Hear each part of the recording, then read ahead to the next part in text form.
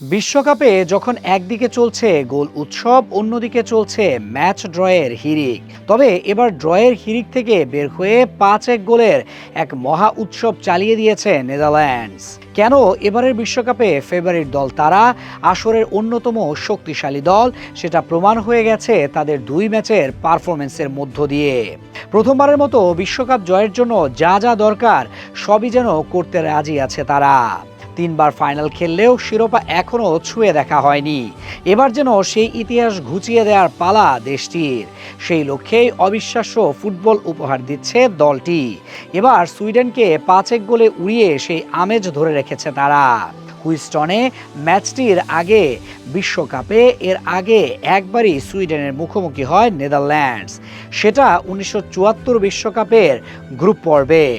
সেদিন কোনো গোল না হলেও এদিন গোল উৎসব করেছে ডাচরা, যেখানে সুইডেনকে বিধ্বস্ত করেছে 5-1 গোলে।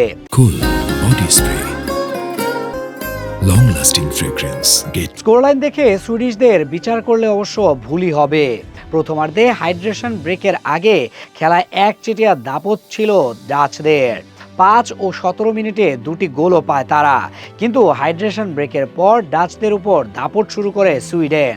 কপাল খারাপ হওয়ায় শুধু গোলটাই তারা পায়নি। বিরতির পর আবারও চাপ তৈরি করে গোল আদায় করে ডাচরা। ম্যাচের শেষ দিকে আধিপত্য ছিল সুইডেনের, পরিসংখ্যান তো তাদের পক্ষেই।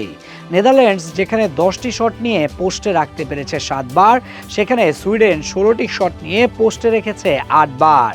ভারব্রুগেন যে শটটি ঠেকাতে পারেননি, সেটা ম্যাচে 59 মিনিটে সুইডিশ ফরওয়ার্ড অ্যান্থনি এলাঙ্গার করা গোল।